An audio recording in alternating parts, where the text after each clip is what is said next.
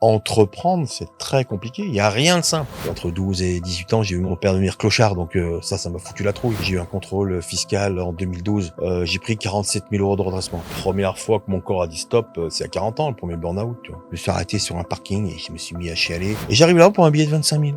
Oh, je suis reparti avec 250 000 €. Il y avait un meuble, il faisait 17 mètres de long. Il était arrondi comme ça, il était suivi le mur comme ça, il était arrondi. Je passe la douane, il ouvre le coffre, il voit un meuble. Ouais, bah, faut le couper en morceaux. Je dis, mais attends, tu rigoles. 280 000 € de perte, ça veut dire tout simplement que tu dois 280 000 € à quelqu'un.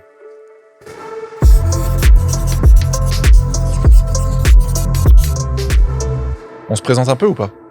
Ah bon? Ouais. Parce que les gens, c'est la première fois qu'ils me voient, même c'est si... toi, à toi de te présenter.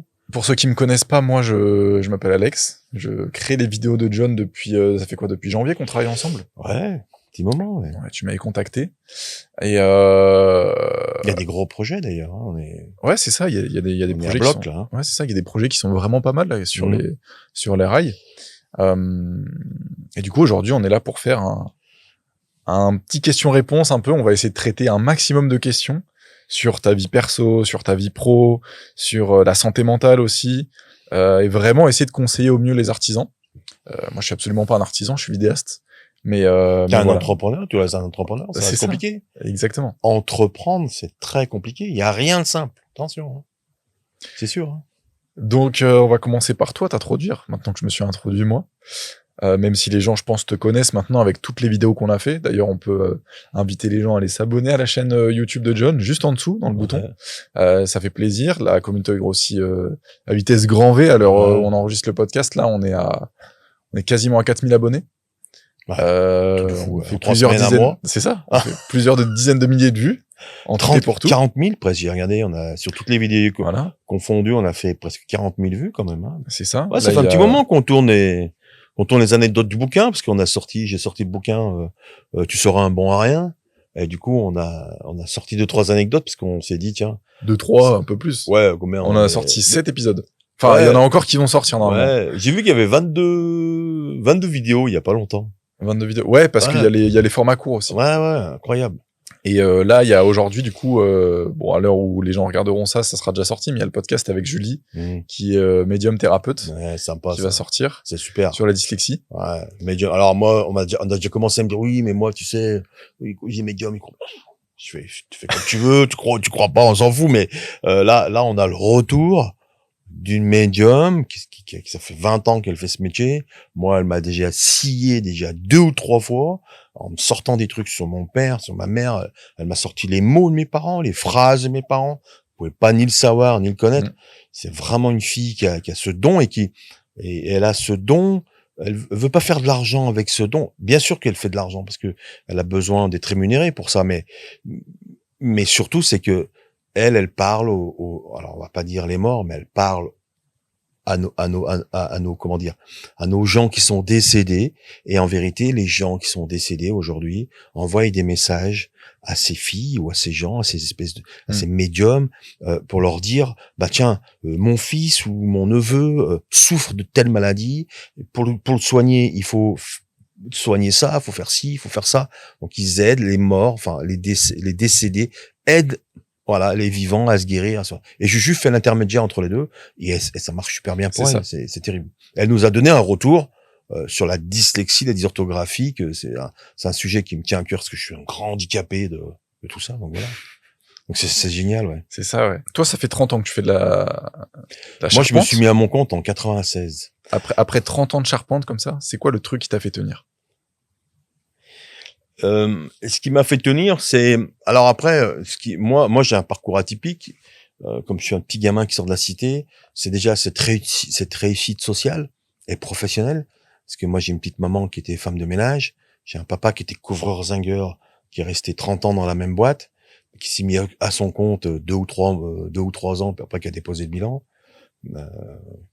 D'ailleurs qui a fini clochard à 50 ans, le pauvre. Mais du coup, déjà, la fierté de réussir quelque chose professionnellement. Et puis, après, c'était la récompense des clients aussi, tu vois. Tu fais un beau chantier, tu fais une réno. Bon, merci monsieur, c'est super, t'es payé. Et puis, puis puis tout d'un coup, t'as 1 salarié, t'as 2 salariés, 3 salariés, et puis faut garder une conduite, toi, toujours respecter le client, respecter les travaux, faire bien, et puis ça avance, ça marche, du coup, au bout d'un moment, ça fonctionne, et pendant tout ce temps, ouais, c'était sympa, ouais, évolution. Après, on est parti dans dans l'agencement de combles, on a fait un grenier, 2 greniers, 3 greniers. Après, on s'est mis à faire des magasins, des boulangeries. Mais puis tout d'un coup, on s'est retrouvé dans du haut de gamme, en station, un truc de fou. En fait, c'est Dans le vieux bois, l'agencement vieux bois. en fait, ce qui t'a fait tenir, c'est le pas toujours plus, mais l'évolution. Tu L'évolution. voyais à vue d'œil, en fait, que Ouais, ça évoluait. ouais, Putain, mon ouais. projet, je suis parti tout seul au 96. Ouais. Là, arrivé, je sais pas, 10, 20 ans après, j'avais déjà plusieurs dizaines, j'avais Ouais, déjà c'est plusieurs sympa, salariés et la tout. progression est sympa, tu vois. Après, c'est glorifiant, Ouais. il y a l'ego, attention, l'ego, il en prend un coup, hein, tu gonfles, hein. Ça, Il y a, attention, hein, parce qu'à un moment donné, moi j'ai gonflé, hein, attention, hein. J'ai gonflé, à un moment donné, je me suis pris pour un autre. Le système, il te remet vite sur pied, hein, t'inquiète, hein. C'est pas de souci, hein. Le système, l'ego, il te le ramène vite au bon endroit. Mais, voilà, cet ego, ouais, bien sûr, d'être l'entrepreneur, puis après, bon, après, tu déchantes assez vite parce que les machines deviennent lourdes. Quand t'as 15 personnes, c'est très, très lourd. L'administratif, hein, tout ça. c'est ça. Et donc là, tu parles de l'évolution, c'est vraiment un côté positif, c'est ce qui t'a fait tenir. Mais est-ce que ce métier, t'en as rêvé, tu t'es dit, tiens, je vais faire ça? Ou c'est mais moi, je sur suis un coup né- de tête et tu l'as un peu subi finalement? mais moi, je suis né charpentier. Moi, j'ai pas. T'es né charpentier. Mais moi, je suis né charpentier. Moi, j'ai pas réfléchi une seconde à ce que j'allais faire dans la vie. Moi, mon papa était couvreur en zingueur. De temps en temps, il m'emmenait bricoler le samedi, dimanche avec lui. Moi, je suis né charpentier. Moi, c'est quelque chose que je ne comprends pas. C'est quand les gamins, il faut qu'ils cherchent leur métier, tu vois. Ça, c'est un truc qui me dépasse. Je le conçois, je le comprends. Hein. Tu l'as pas vécu ça en fait. Mais moi, j'ai pas du tout. Je sais pas pourquoi. Hein. Ouais, toi, tu l'as Je peux pas te dire pourquoi, mais pfiou, ça. Charpenterie, direct. Ouais. Et c'est pas le métier c'est pas le CAP le plus facile. Hein. Le CAP le plus dur dans le bâtiment, c'est l'électricien. Après, il y a peut-être un peu le plombier, mais le CAP du charpentier, c'est compliqué. Hein. Ça serait intéressant qu'on amène les gens peut-être un jour sur une journée à toi ou alors un projet qui peut te tenir à cœur. Dites-nous si ça vous intéresserait ça, qu'on fasse une vidéo là-dessus où je vais suivre John une journée où je lui pose des questions sur le terrain. Entrepreneur. Ouais. C'est ça. Tu nous racontes les galères, les trucs un peu plus positifs, tout ça, et tu montres les projets parce que je vois que tu fais des vidéos de ton côté avec ton téléphone des fois où tu fais des escaliers, des trucs, tu fais des beaux projets. Et c'est vrai qu'en fait ça mériterait d'être peut-être plus mis en avant. C'est sympa. Ouais, mais là c'est exceptionnel. On fait un bel escalier en noyer qui monte à 4,85 m. Il y a un limon, il fait 7 mètres de long. C'est super rare, c'est très très rare. Et puis surtout, ça fait plaisir à mon chef d'atelier, Pascal, qui est compagnon, qui a fait 8 ou 9 ans de Tour de France. C'est un vrai, tu vois, et il est passionné, tu vois, il est excité de faire cet escalier depuis 4-5 mois. Il a commencé, il a appelé tous les compagnons du quartier pour avoir 2-3, des fois il leur manque un peu des trucs, tu vois, 2-3 idées, donc malgré qu'il sait faire, mais voilà, les gars lui disent, t'as de la chance et tout, faire un escalier comme ça dans sa vie, c'est génial, tu vois. Donc du coup, je filme. On pourra mettre quelques photos de l'escalier, je pense, pour que tu montres, tu m'enverras. C'est génial. Mais il y a vraiment un vrai savoir-faire en fait.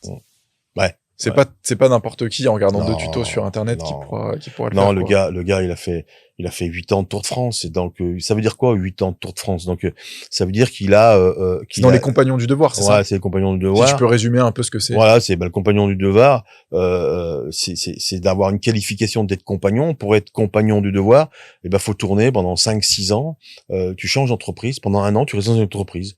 Voilà, tu fais Paris, lui, il a fait Paris, il a fait la France, il a fait la Réunion, il est même parti à l'étranger. Okay. Voilà, tu vois, il a fait pour apprendre toutes les subtilités. Chaque entreprise a un peu sa spécialité de métier. Donc on voit les subtilités, les petits trucs, les petites combines, tu vois, les petites coupes, les petites façons de mettre la mèche. Ouais. Des fois je le vois, il cale des pièces sur la toupie. Waouh, j'ai dit j'hallucine, j'ai dit. Je dis mais tu sors ça, tu vois, ils sont là en train de tout en travers avec des cales, c'est incroyable. Donc maintenant en fait ton chef d'atelier il est meilleur que toi. Largement. Mais mon chef d'atelier il s'en faut meilleur que moi. Il a toujours été meilleur ou mais Pascal, il nous prend pour des charlots. Mais pour Pascal, on est des charlots. Il rigole. Des fois on rentre, on a fait des conneries sur un chantier, machin, il nous regarde. nous fait comme ça, tu vois. Mais putain, vous êtes des charlots. Il dit, mais bon, nous prend pour des... Non, en rigolant, bien sûr, avec beaucoup d'humour, mais moi j'ai un grand respect pour Pascal et c'est vrai qu'il est, il est 100 fois meilleur.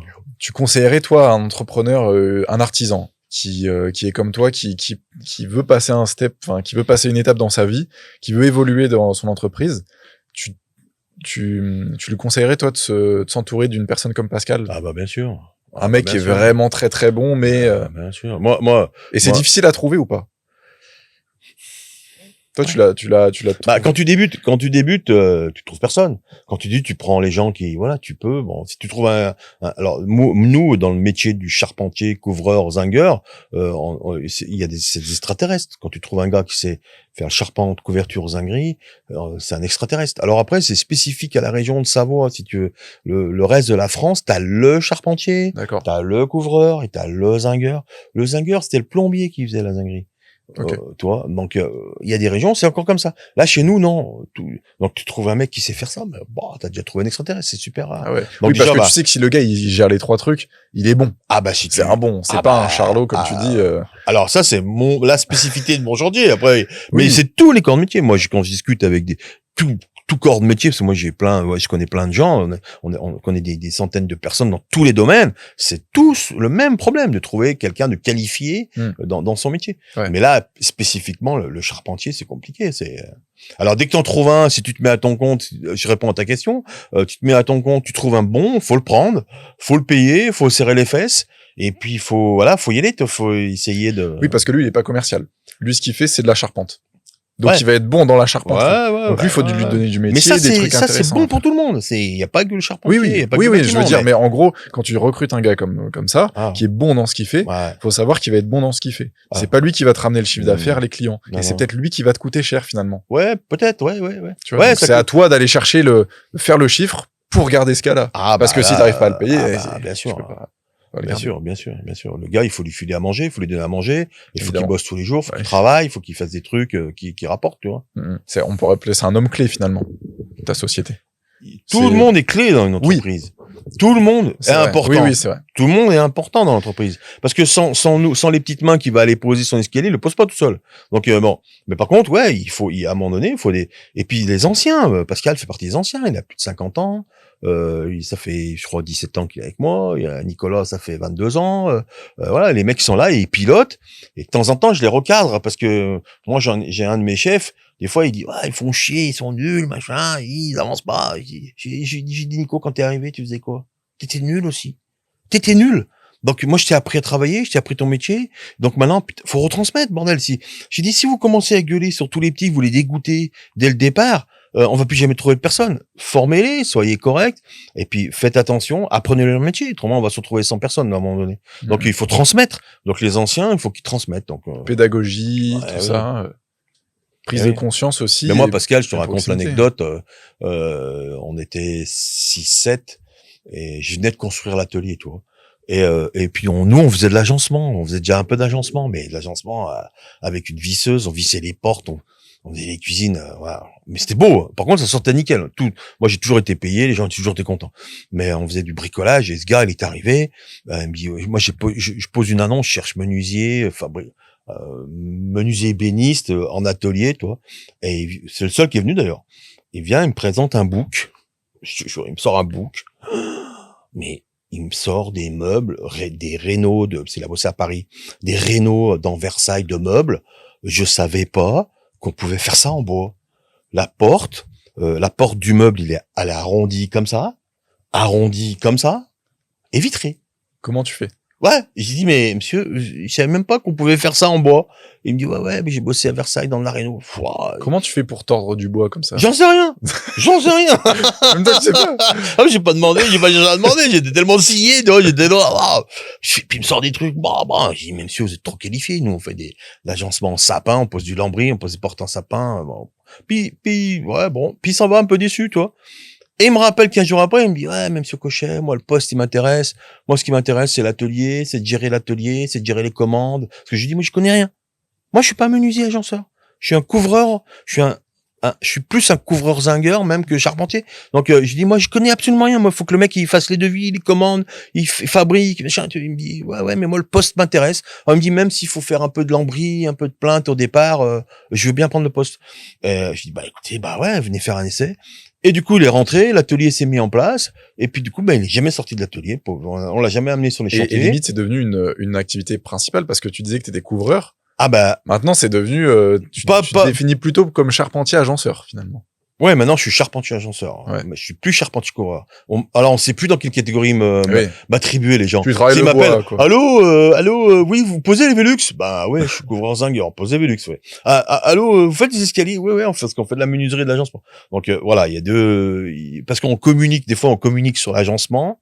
Alors on nous appelle, oui, vous êtes menuisier, et des fois on communique sur la charpente. Ah oui, vous êtes charpentier, mais pas. Donc tu travailles le bois ça, tout ce qui je fais une petite parenthèse. La communication d'une entreprise, c'est aussi c'est compliqué. Ouais. Ça dépend ce que tu fais. Des fois t'es mis dans une catégorie, mais tu travailles dans une autre. C'est super. Ça a toujours été très dur de communiquer pour moi. Si on me mettait dans une catégorie et puis du coup. Oui, mais c'est ça. Mais parce qu'en fait on est aussi en France et les gens aiment bien mettre dans des cases quoi. Ouais, peut-être. C'est pour ça que c'est difficile aussi. Moi, au début, je faisais du montage vidéo. On disait, ah oui, il fait que du montage vidéo. Et puis après, j'ai dit, non, je fais pas que ça aussi. Je fais de la vidéo pour les entreprises, tout ça, machin. Ah, ok. Et en fait, les gens aiment bien te mettre dans une case. Et le problème, c'est quand tu travailles avec une personne dans une activité précise, la personne va te voir que par ce prisme. Donc la personne là, chez qui t'as posé les Velux, elle te voit comme un mec qui pose des Velux. Et pas comme un gars qui va faire des belles pièces, des meubles, des escaliers en bois, qui va agencer. Elle va juste, il pose des Velux. La France reste attachée à ces métiers d'artisans spécialisés. Ouais. On a ça ancré en tête. Attends, un menuisier, c'est la porte. Le charpentier, c'est le couvreur. Voilà. Donc le boucher, c'est la bouche. Donc, mais bon, ça évolue un petit peu. Voilà. Il y a des fois, on n'avait pas trop de couvertures zingueries, charpentes. On était très content d'avoir de l'agencement. Est-ce que, justement, si on parle un peu des clients, comme ils définissent, est-ce que t'as déjà eu des clients chiants? Ouais. Clients chiants.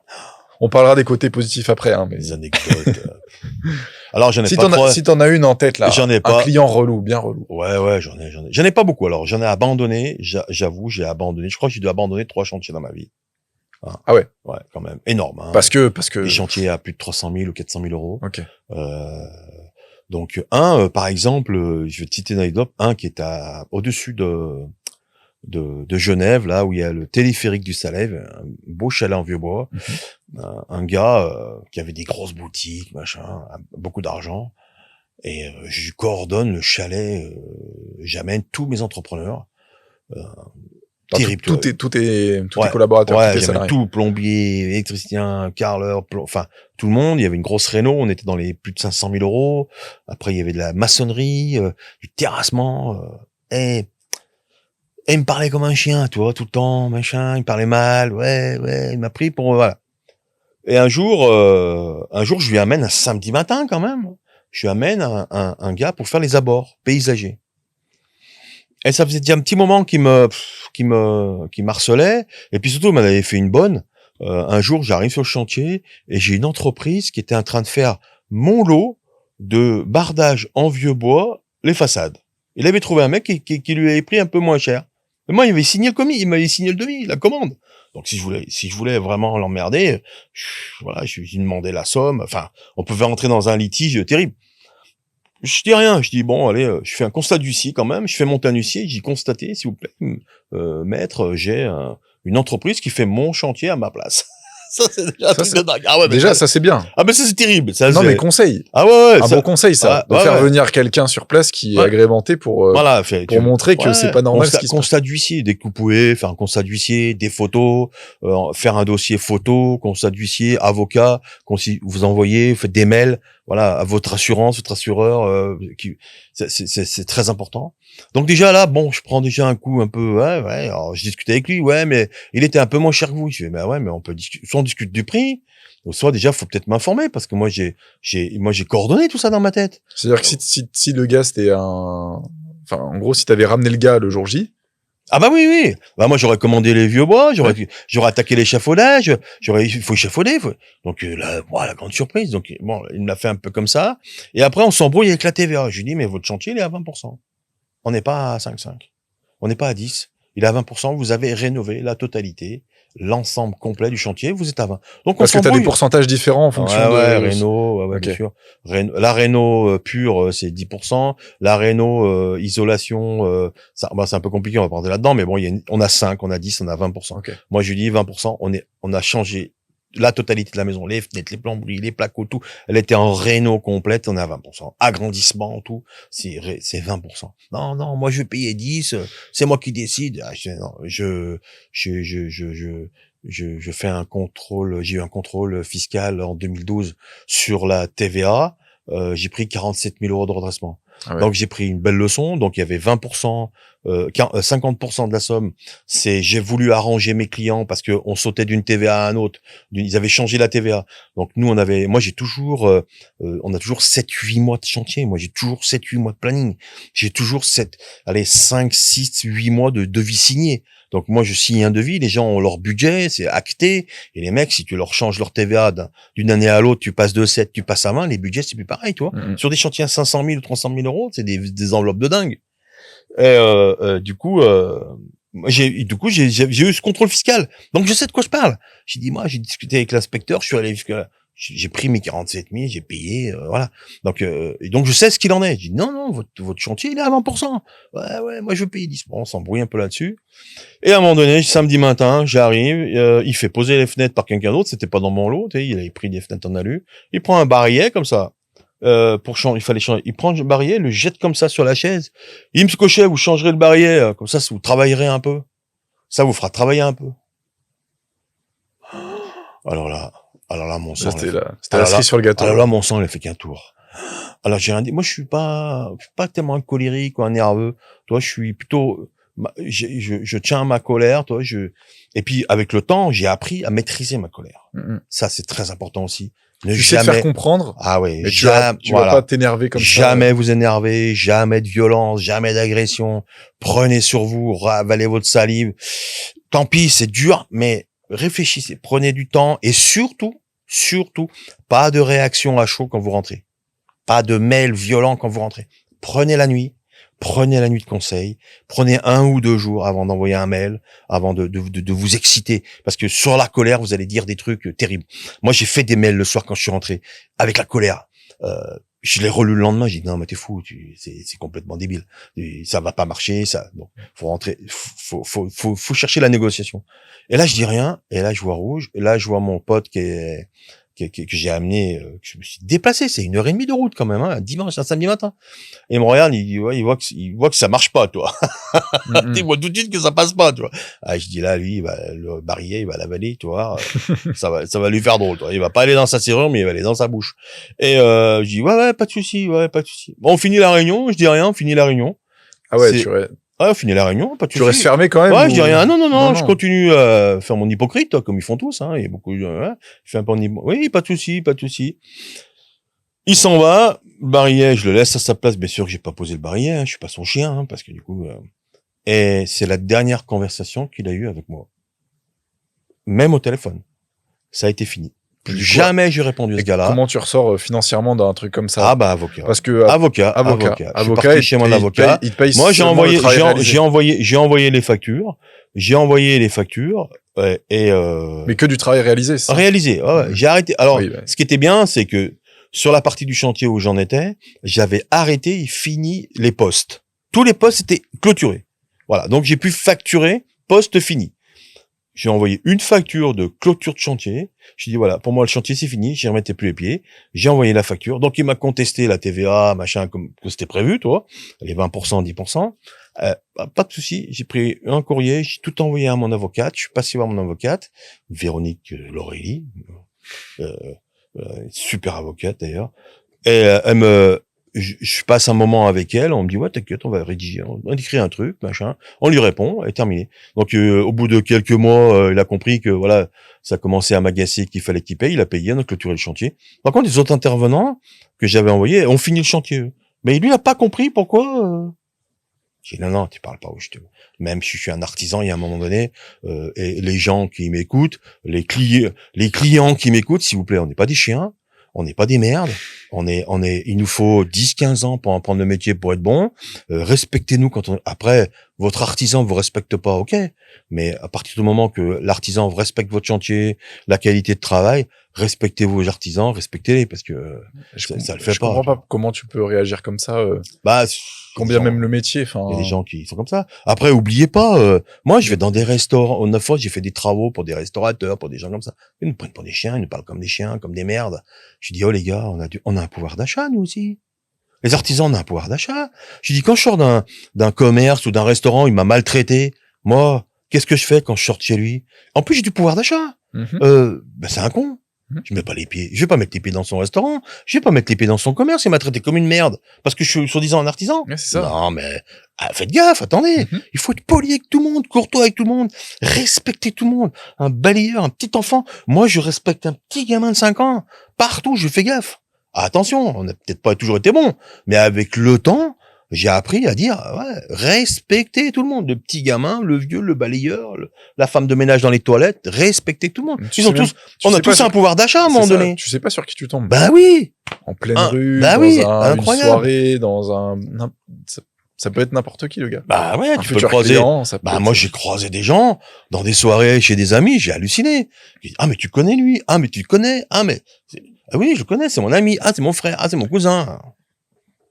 On t'a déjà volé? Volé? On t'a déjà arnaqué, volé, pas voulu payer? Oui, bien sûr. Ça s'est toujours bien fini ou il y a des trucs où t'es encore en attente de... Non, alors, je vais dire, j'ai fait 2 promoteurs dans ma vie. C'est les seuls gens que je voulais pas travailler. Et 2 pailles au cul, j'ai pris. Voilà. Pas grand chose, 5 000 euros, mais pas grand chose. Dont il y avait un conducteur de travaux, il m'a dit fais vite ça et sauve-toi parce que ça pue, ça commence à merder. Okay. Donc moi j'ai arrêté parce que je savais que j'allais pas être payé, mais j'ai pris quand même 5 000 euros promoteur. Oui, et après non, en règle générale, c'est ce que je dis en règle générale, si vous respectez votre client, si vous respectez le chantier du client, vous respectez ses délais. Et surtout, vous respectez ses envies et ses besoins, la situation, elle est payée, la facture est payée. Ça ira. Voilà, il n'y a pas de souci. Nickel. Bon, maintenant qu'on a parlé un peu d'embrouille et tout, est-ce que toi, t'as un chantier qui t'a fait plaisir? Un client ou un chantier, un truc où t'en es vraiment fier? Genre, si tu devrais présenter un chantier vitrine un peu de John Cochet. J'en ai beaucoup, tous mes chantiers sont bien. Tous mes chantiers sont importants. Tous mes chantiers, je suis content. Moi, tous mes chantiers, je suis content que mes clients, ils m'appellent. Merci, monsieur Cochet. Oui, on sait. Votre équipe est sympa, elle est super. Alors après, la vraie anecdote, j'en ai plein. Le problème, c'est que je pourrais pas faire un choix.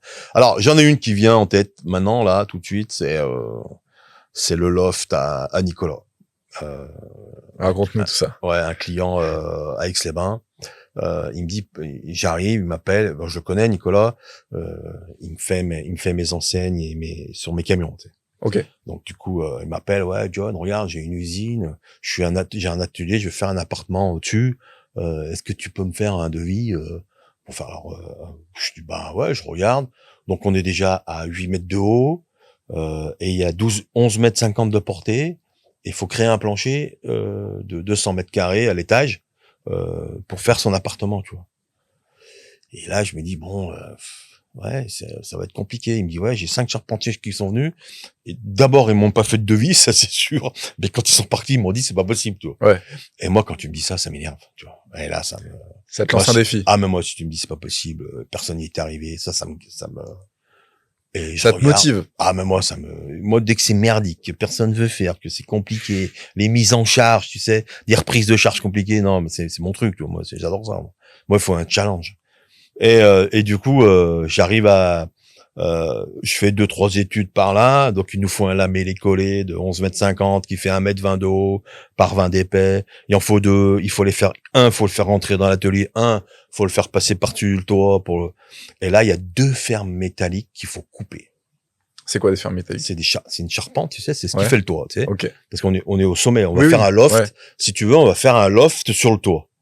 on va couper le toit, on sort un carré, un rectangle du toit, on pose deux grosses poutres et on fait un appartement dessus. Et on ouvre le toit, on enlève le toit. Et là, si tu veux, il y a des fermes métalliques, c'est un bâtiment industriel et des fermes métalliques, 25 mètres de long, la portée. 25 mètres de long. Tu regardais dans le coin, tu voyais la courbe de la ferme métallique comme ça qui partait un peu. Et il faut couper ça, tu vois, faut couper 2 fermes pour que l'appartement soit vivable, tu vois. Et du coup, T'as des photos de ce chantier? Non, j'ai des photos, oui, finies, ouais. Mais pas pendant qu'on était dedans. Okay. On évite de faire des photos pendant, parce que si des fois il y a une grosse merde, que tout le bâtiment tombe, tu sais, les experts, ils disent, oui, mais là, monsieur, vous avez coupé, regarde, on voit bien sur la photo que vous avez coupé. Donc, il y a des fois, tu fais gaffe. Oui, c'est vrai. Alors, il y a des fois, tu fais des trucs, tu fais une connerie, bon, après t'assumes, mais bon, tu fais... Je préfère que ce soit fini. Bah oui, il y a des fois, tu tais, tu dis rien, puis bon, t'as la boule au ventre pendant 2-3 jours, parce que tu sais pas comment ça va réagir. Tu sais jamais comment ça va réagir quand tu fais ce genre de démol. Et là, donc je fais dévoyer, si tu veux, dévoyer, ça veut dire, je fais découper avant, je fais préparer la ferme métallique, je fais un dévoiement de charge, de reprise de charge de la ferme pour pouvoir encastrer le lamellé collé parce que j'avais besoin de cet emplacement-là pour que le lamellé soit au bon endroit. Donc je fais venir un chaudronnier et puis il me fait des soudures, il me refait une reprise de charge et hop.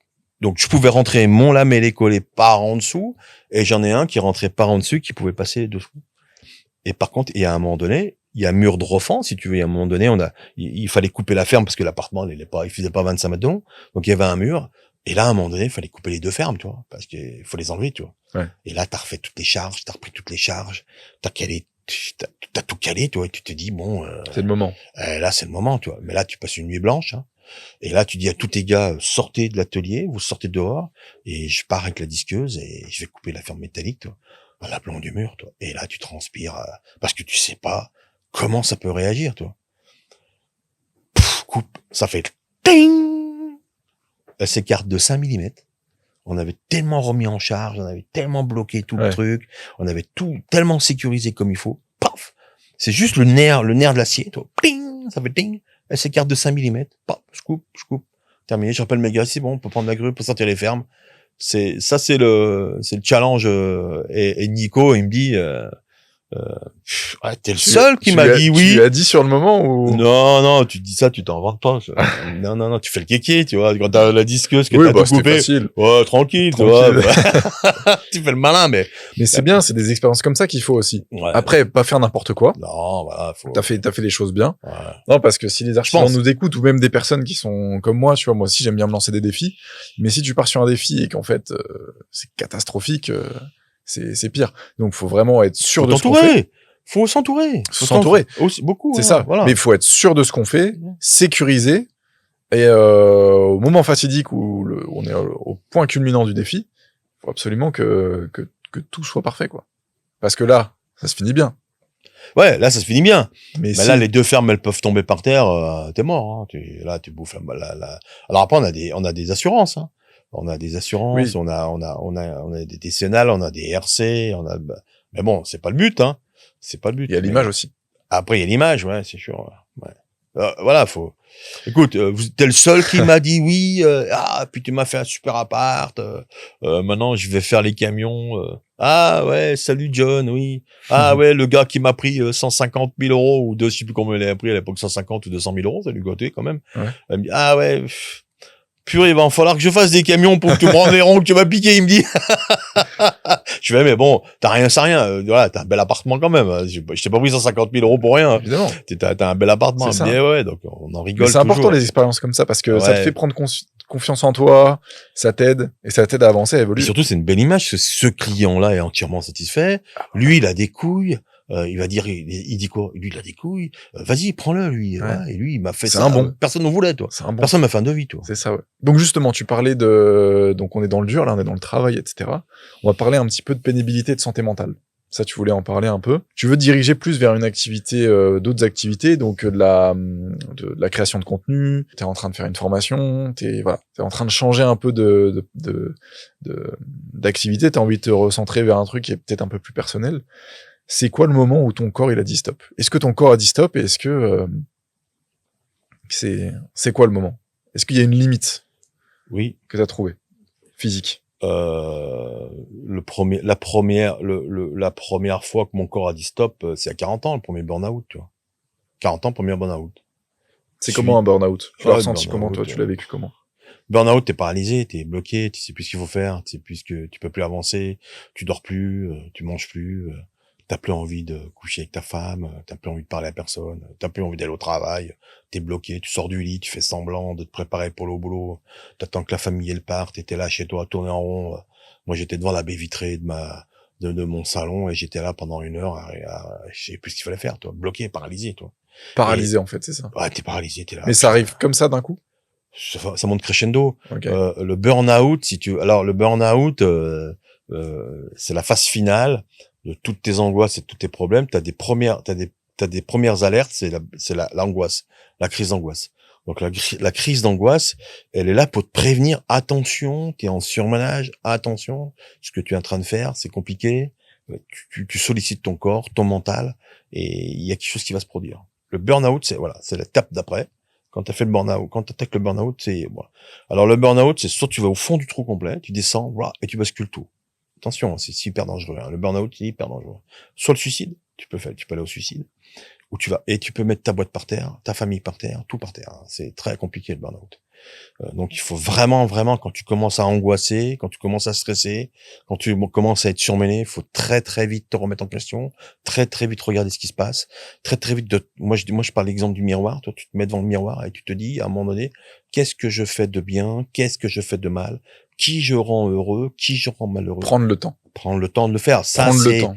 putain, mais ça c'est important, mais important. Dès que tu commences à plus dormir, excuse-moi du terme, à plus baiser, à plus manger, à plus avoir envie d'aller au boulot, c'est mort. Voilà, ça devient grave.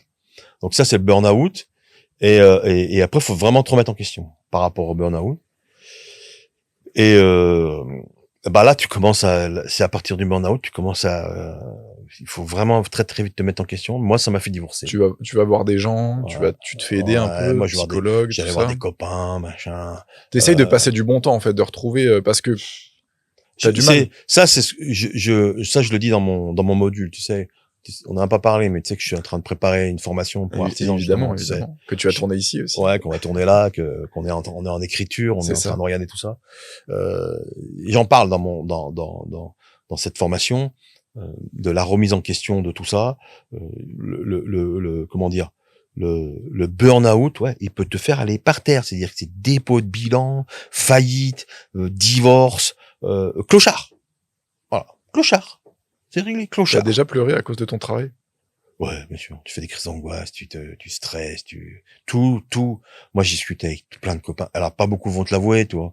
Mais oui, à un moment donné. Moi, je me rappelle une fois, je rentrais d'un chantier de Chindrieux. J'ai fait une crise d'angoisse de fou. C'était compliqué. Tout allait mal. Je me suis arrêté sur le bord de la route. J'avais une petite voiture blanche à l'époque. Je sais pas si c'était la marque.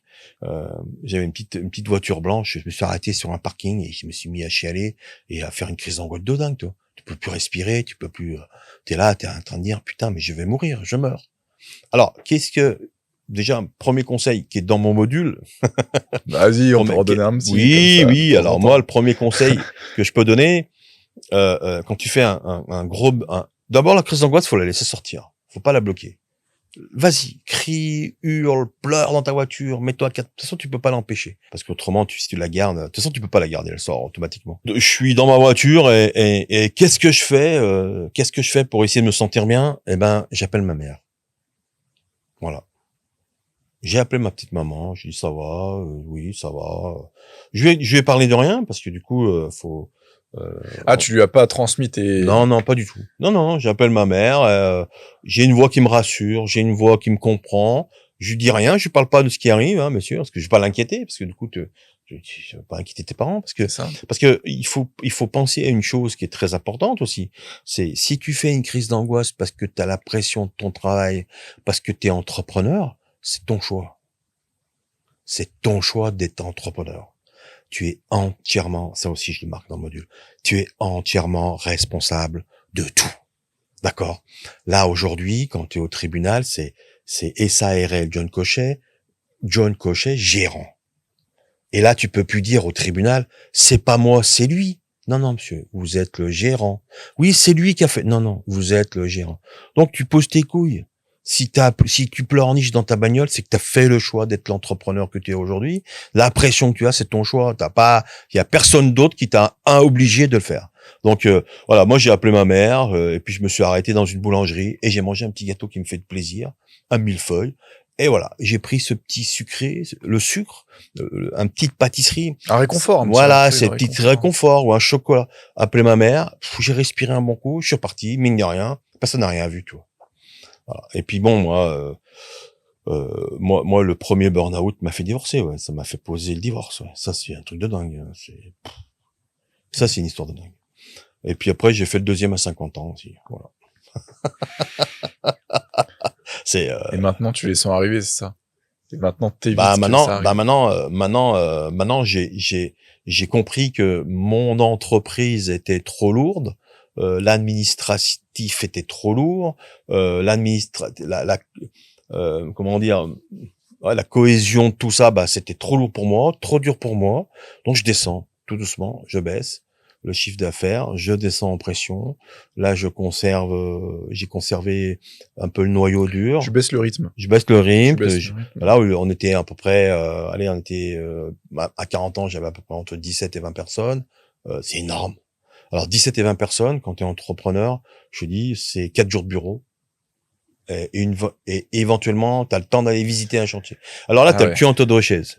15-20 personnes, tu as le cul entre deux chaises. C'est toi, tu es trop petit, soit t'es pas assez grand. Et à un moment donné, je suis allé voir des promoteurs, des copains promoteurs. Je leur dis, ouais, voilà, je voulais reprendre, il aurait fallu que j'ai 20 bonhommes de plus pour passer à la vitesse au-dessus. Donc, je fais le tour un peu des boutiques qui sont un peu dans ce volume d'affaires, 20, toi, je discutais avec des mecs. Ça, c'est ma façon d'être à moi, c'est d'aller chercher l'info, tu vois. Ne pas hésiter à aller poser la question. Et les mecs sont contents. Les entrepreneurs sont contents de te communiquer une info. Moi, c'est pas un secret. Moi, je suis content quand un petit jeune, mais qu'est-ce que t'en penses? Qu'est-ce que tu penses de ça? Je suis content du transmettre mon expérience. Donc, j'ai fait le tour. Et puis, et j'ai vu que 20 bonhommes de plus, ça allait être l'enfer. C'est une autre stratégie. C'est des conducteurs de travaux. C'est un architecte. C'est 5-6 personnes au bureau. J'avais pas envie de ça. Pas envie de ça. Donc, j'ai dit stop. Donc, du coup, moi, j'ai dit marche arrière. Je suis redescendu. Mais l'engrenage du crédit, des investissements, des véhicules te fait que ça te pousse en avant. Et oui. Le système, il est fait pour te pousser en avant, pour continuer à produire et à faire. C'est ça. Donc, pour redescendre, c'est super dur. C'est positif d'un côté parce que tu te dis, j'évolue, machin. La société évolue, la société même dans laquelle tu évolues. Mais par contre... Mais pour moi, c'était trop dur. Mentalement, c'était trop dur. Moi, je reconnais, c'était trop dur. Après, moi, j'ai pas eu de guide. Moi, j'ai appris tout seul. Tout seul. T'as sacrifié des choses pour ton entreprise? Bien sûr. Ma famille, mon humeur, ma bonté, ma générosité. Je suis devenu un con. À un moment donné, à un moment donné, je vous jure qu'à un moment donné, je me suis regardé dans le miroir. J'ai dit, putain, John. Et c'est là que j'ai pété, hein. C'est là que le burn-out est arrivé, hein. J'ai dit, mais putain, John, tu deviens con. T'es vraiment un con. Et je voyais que ma femme, ça allait pas. Je voyais que mes enfants, j'y arrivais plus. Après, tu pensais tout le temps à ton entreprise. Tout le temps, nuit et jour, cogiter, nuit blanche. Tu pensais à quoi? Quel chantier on peut faire? Là, il manque ça. Il y a le crédit à payer. C'est l'enfer. À la fin du mois, il y a tout ça, les chantiers, les situations, c'est pas payé, c'est pas si. Il y a un problème, t'as des gars qui sont malades, et puis du coup, puis là, tu vois tes enfants. Et après, il y a tous ces problèmes-là, mais du coup, ça engendre tous les problèmes sur ta vie perso. Faut que je m'occupe de ma femme, il y a l'anniversaire, il y a le truc, il y a le voyage, il y a les vacances. C'est très compliqué de détacher, et surtout, ce qui est compliqué, c'est la progression trop vite d'une entreprise.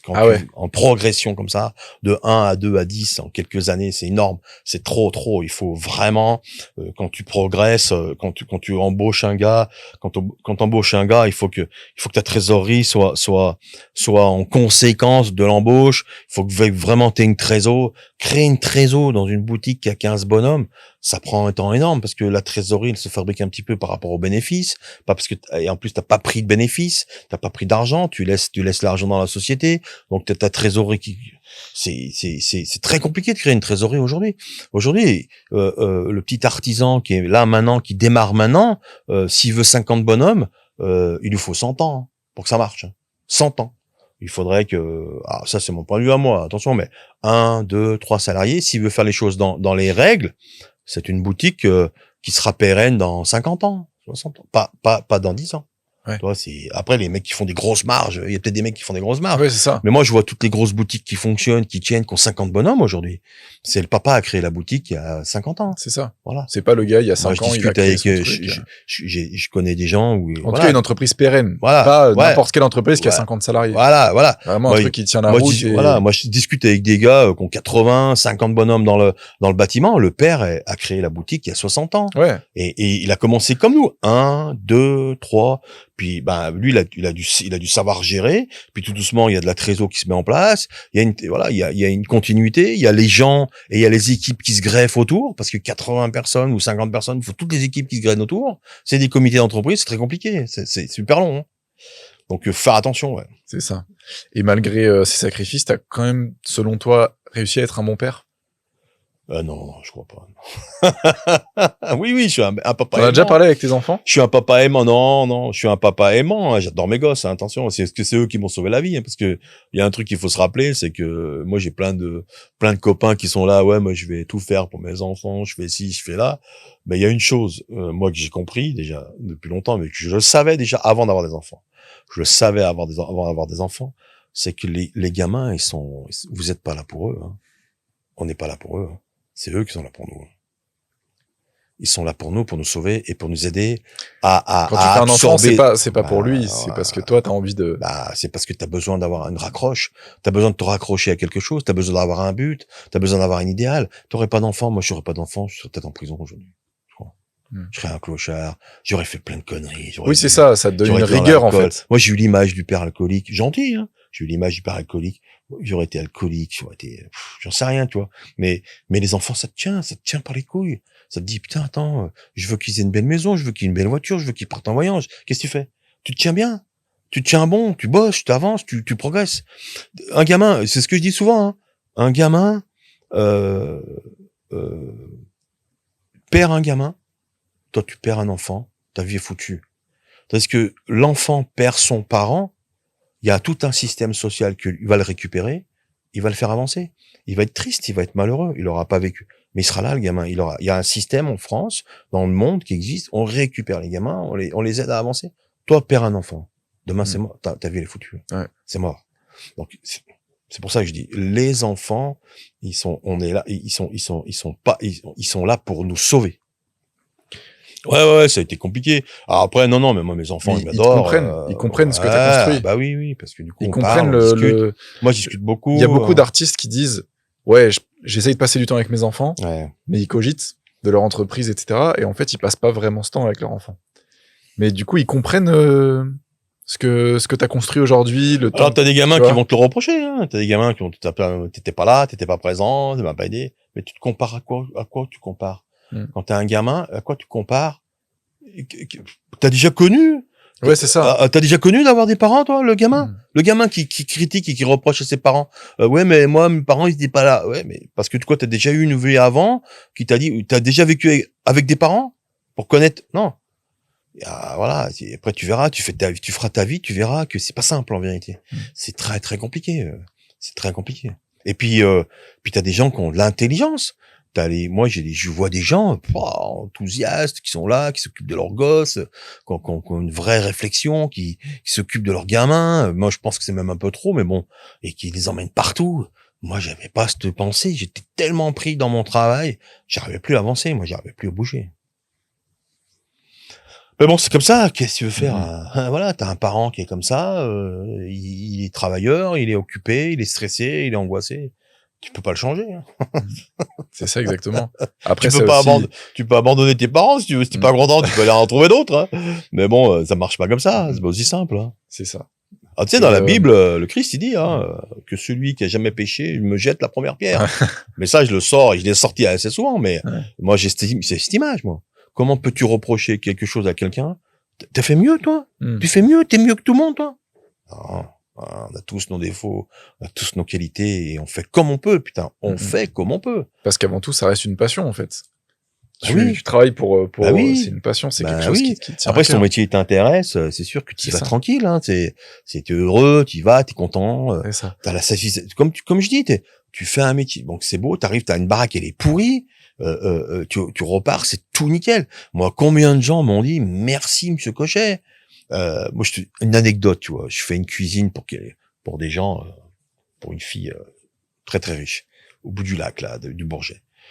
J'arrive pour un chantier à 25 000 euros. On m'a demandé une ossature bois en arrondi, si tu veux, pour faire un arrondi. J'avais jamais fait ça. Je dis, je prends le challenge, super, un arrondi, j'y vais. Je vais voir. Un arrondi. Ouais, un arrondi, un truc de merde, tu vois. Un truc bien pourri en ossature bois, j'y vais. J'ai dit, putain, ouais, allez, j'y vais. J'arrive là-bas, putain, déjà, la baraque, la réno, un truc de dingue. Et en vérité, j'arrive sur cette ossature bois, et cette petite extension qui faisait 25 mètres carrés, même pas 20 mètres carrés, c'était une salle piano. Toi. Et elle avait la forme d'un piano. Un truc de fou. Toi, hop, le toit en pente comme ça, l'arrondi, en travers, en biais, comme ça, comme un piano. Je dis, oh là, je croise un autre univers. J'y vais, c'est un mec qui m'appelle, qui change les fenêtres, tu vois. Il dit, je sais pas faire. Bon, je fais. Et j'arrive là pour un billet de 25 000. Oh, je suis reparti avec 250 000 euros. Ah, mais vous savez faire ça? Ah bah tiens, vous allez me chiffrer ça. Vous allez me chiffrer ça, il me dit les architectes. Et à un moment donné, il rentre dans la cuisine, il me dit, tiens, il me sort un plan de cuisine, il me dit, tiens, on voudrait faire une cuisine comme ça. Je te jure, les plans, 1 mètre, sur 90 de haut, il y avait 28 pages. Comme ça, tu tournais les pages comme ça. C'est comme les bouquins du Moyen-Âge. Tu tournais les pages comme ça. Tu savais pas comment t'étais là. Et les plans, mais tout millimètre, tout tracé. Oh, la cuisine, 37 mètres linéaires de façade. 60 tiroirs. Pas un angle droit, que des arrondis. Il y avait un meuble, il faisait 17 mètres de long. Il était arrondi comme ça, il était suivi le mur comme ça, il était arrondi. Toutes les portes, T'as des photos, là? Ah ouais, j'ai des photos. Ah, vas-y, faut que tu les envoies. Là. Ah, mais là, un truc de fou. Deux îlots au milieu de la pièce, en ovale, et le pire. Donc, moi, il me demande un devis. Tu peux faire, chiffrer ça. Alors, tout laqué blanc. Donc, on a fait 27 moules pour faire toutes les portes. En arrondi. 27 moules. On passe 2 mois à faire les caissons de la cuisine. Non, avec les caissons. 52 000 ou 60 000 euros de caissons. Juste les caissons du bas. Toi, tous les tiroirs. Mais je te parle de ça il y a 15 ans, hein. C'est pas aujourd'hui, hein. Et tous les plans de travail coulaient en terrazzo. Donc, il y a un mec qui est venu de Belgique. Et avec les Belges qui savaient faire ça. Okay. Il est venu faire un coffrage, tous mes bois arrondis, comme ça. Wow, je sais pas comment il a fait, j'ai pas vu. J'ai pas pu voir. Il a coffré tous les arrondis. Le terrazzo, c'est du béton. Okay. Qui a une couleur. Blanc, tu choisis ta couleur. Donc, il y a un petit blanc mélangé avec des petits pointeaux. Hop. Il coffre, il coule tout ça, tous les terrazzo, tout ça, là. Ça valait 500-600 euros le mètre carré. Et après, c'est poli et ça sort comme du marbre.